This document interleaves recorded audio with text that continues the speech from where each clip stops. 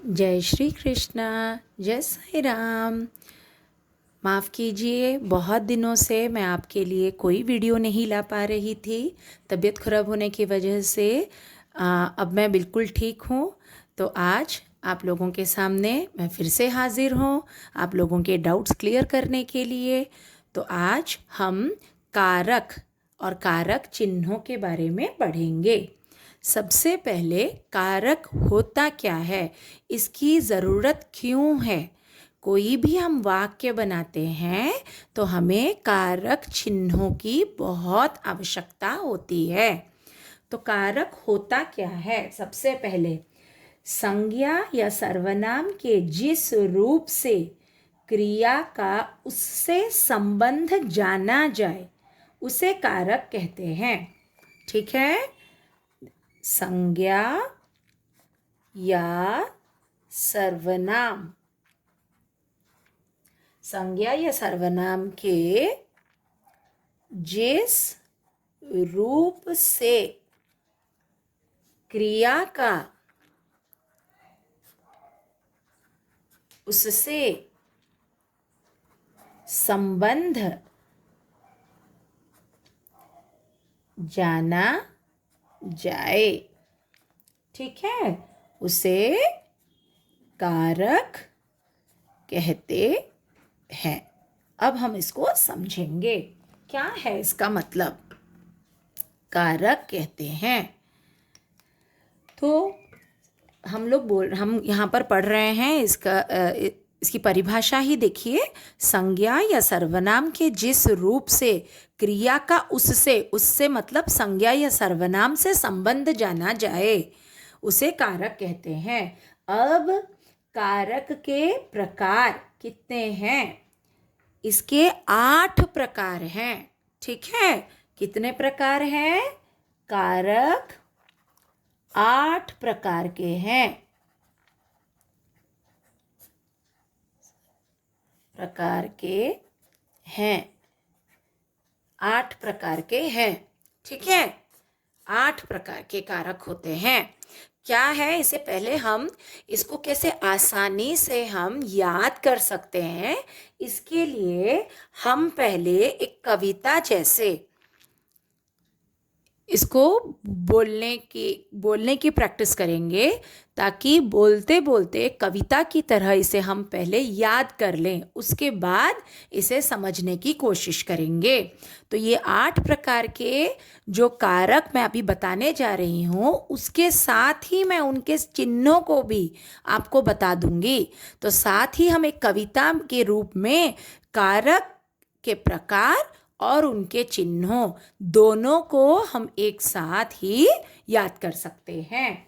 तो कविता जैसे कैसा है वो देखो, कर्ता ने, ठीक है, कर्म को करण से, कर्ता ने कर्म को करण से, संप्रदान के लिए, संप्रदान के लिए, अपादान से, संबंध का के की, रा रे री, अधिकरण मैं पर, संबोधन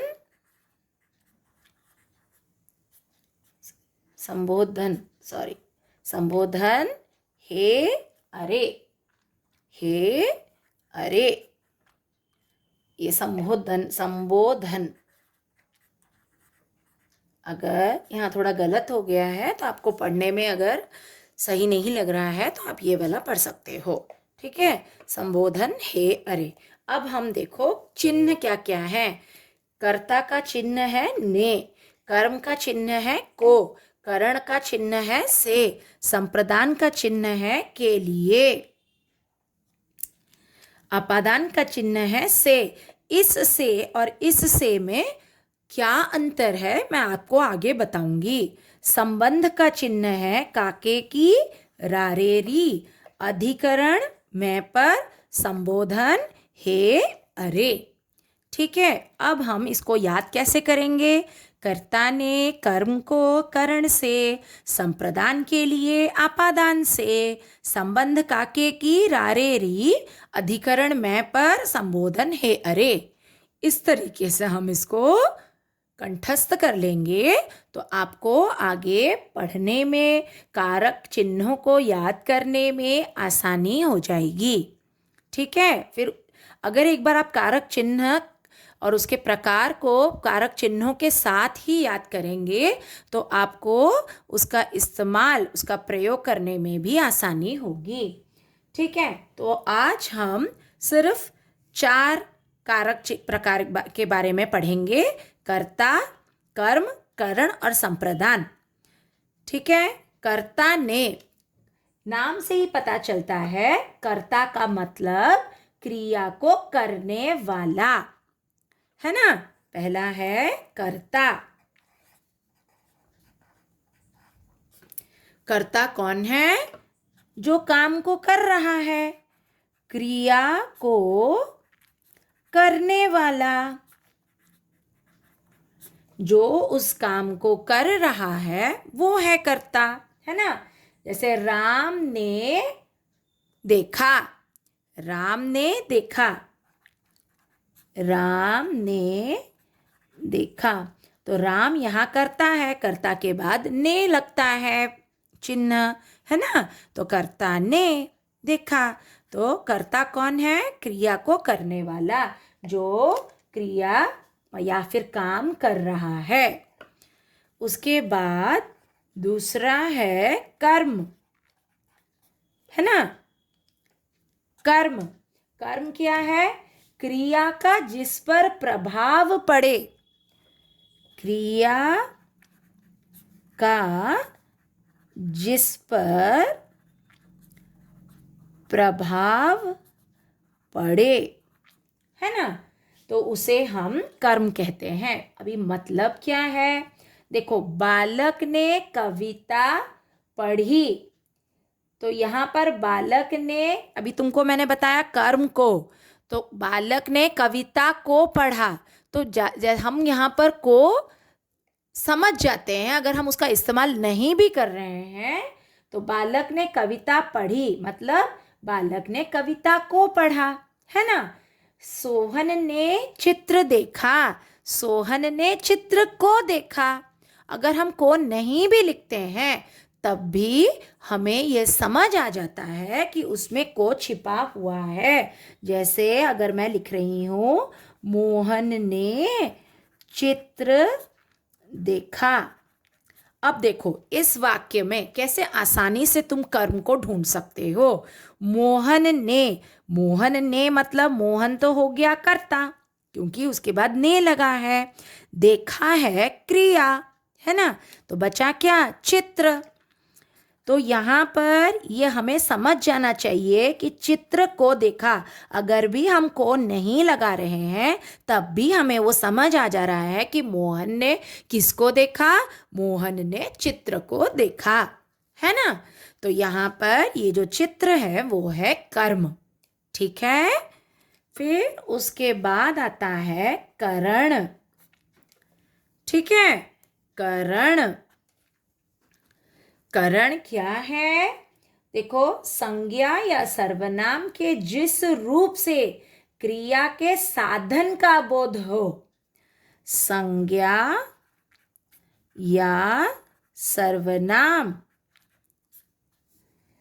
के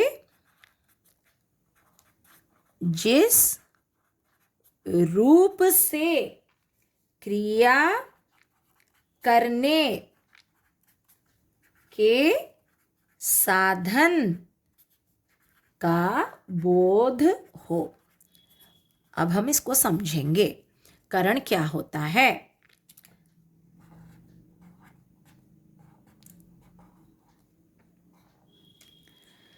तो संज्ञा या सर्वनाम के जिस रूप से क्रिया करने के साधन का बोध हो, जैसे मैं कलम से लिख रही हूँ, मैं कलम से लिख रही हूँ, मैं कलम से लिख रही हूँ।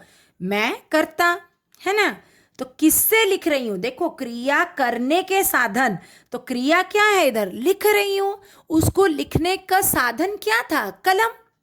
मैंने जो लिखा भी, तो उसको मैंने किसके माध्यम से लिखा? कलम के माध्यम से। तो कलम हो गया करण। देखो करण का जो चिन्ह है वो क्या है? से। तो कलम से। ठीक है, तो संज्ञा या सर्वनाम के जिस रूप से क्रिया करने के साधन का बोध हो, क्रिया को किसके द्वारा किया जा रहा है ना। जैसे तुम कार से आए हो, या तुम हवाई जहाज से यहाँ आए हो, या फिर हमने अपनी आंखों से इसे देखा, हमने या मैंने अपने आंखों से यह देखा, है ना। तो यहाँ पर क्रिया क्रिया का करने का माध्यम क्या है? साधन क्या है? वह है करण। ठीक है, तो यहाँ पर देखो आसानी से पता चल जाता है करण से, कलम से।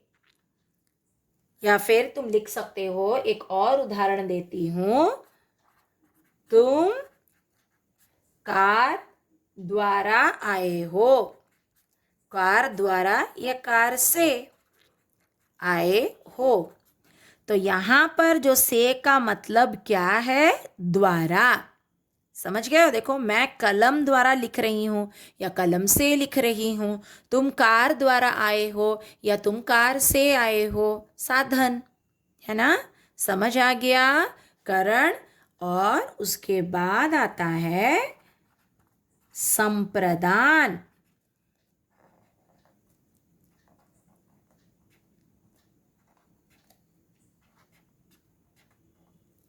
संप्रदान, ठीक है। संप्रदान क्या है?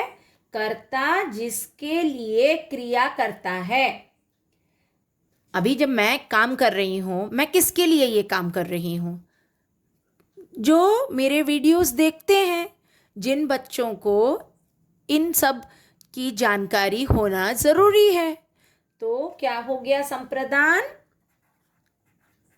कर्ता जिसके लिए क्रिया करता है, जिसके लिए क्रिया करता है। हम उदाहरण द्वारा इसे समझेंगे अभी। बच्चे खेलने के लिए मैदान में आए हैं। तो बच्चे क्यों आए हैं मैदान में? खेलने के लिए। देखो संप्रदान का चिन्ह है के लिए, है ना। तो उदाहरण हो गया, बच्चे खेलने के लिए मैदान में आए हैं।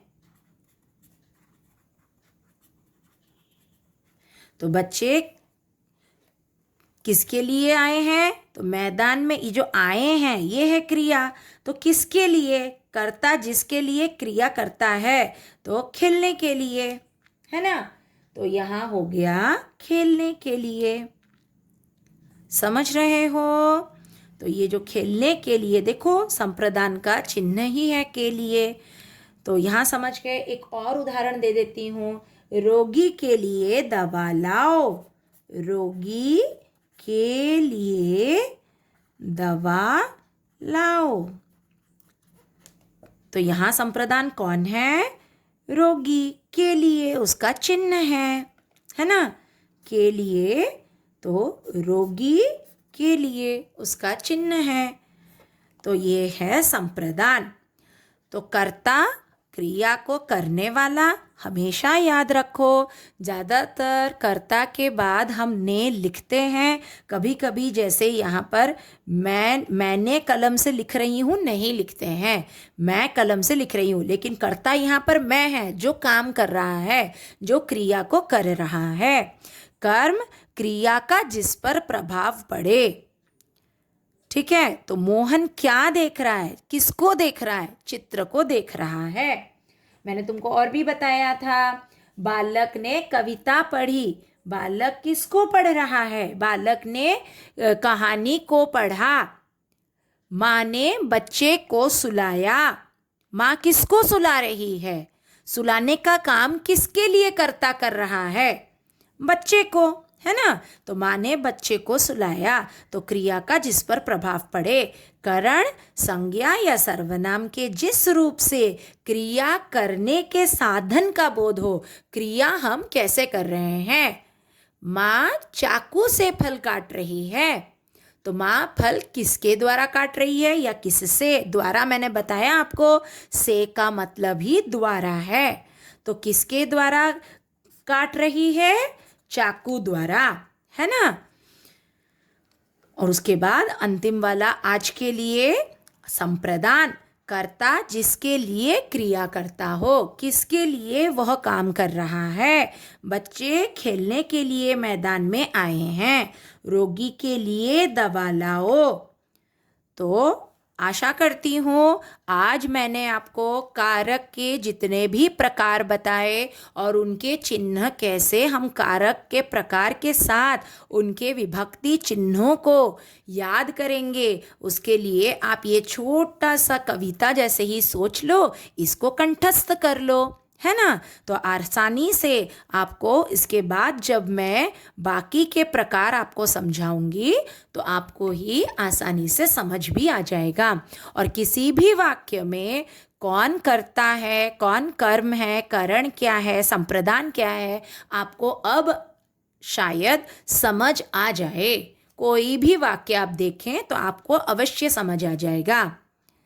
अगर आपको मेरा वीडियो आज का पसंद आया तो उसे लाइक कीजिए, अपने दोस्तों में शेयर कीजिए, और अगर आपने अभी तक मेरे चैनल को सब्सक्राइब नहीं किया है तो उसे सब्सक्राइब कर लीजिए, और साथ ही वो जो बेल आइकॉन है ना, उसे थोड़ा दबा दीजिए, ताकि जब भी मैं अपना नेक्स्ट वीडियो डालूं तो वो आपको बराबर समझ आ जाए।